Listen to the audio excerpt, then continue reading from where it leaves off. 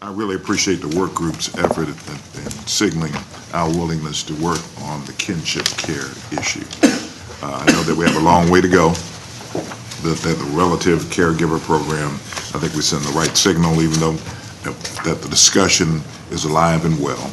And hopefully, by the time that we pass a budget, that we will be able to get to a point between the House and the Senate to make certain that we do that we come to a reasonable soft landing, if you will, in terms of what we do with relative caregivers in the state of Texas and what they mean in the whole, I guess you could say, the whole continuum of kinship care, because those relative caregivers are the ones that, correct me if I'm wrong about this, when a child is taken out of that home, a decision has to be made in terms of what we're going to do with that child.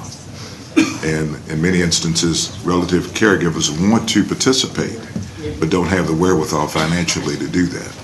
This particular program will give them the opportunity to take care of those children as opposed to putting them directly into foster care.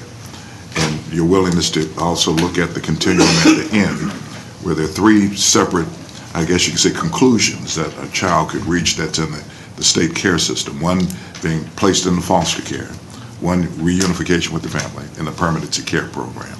And I'm glad that we're having this discussion this session. I think that by making certain that we have this avenue of kinship care, frankly, on the same level as foster care, that we're going to see more efficiencies in the system and on the long term better results. So I appreciate what the work we're doing. Thank you for your participation and for your leadership. And as everyone on the dais knows, Senator West set up that program back in 2007 or 9, and that's one of the two programs that are currently within DFPS, and of course the House has certain ideas with HB4, and so this is going to be a continued discussion through this session regarding how we enhance, modify, combine various kinship programs, the criteria thereof to prevent fraud or misuse of those programs, and of course the general appropriation to those programs.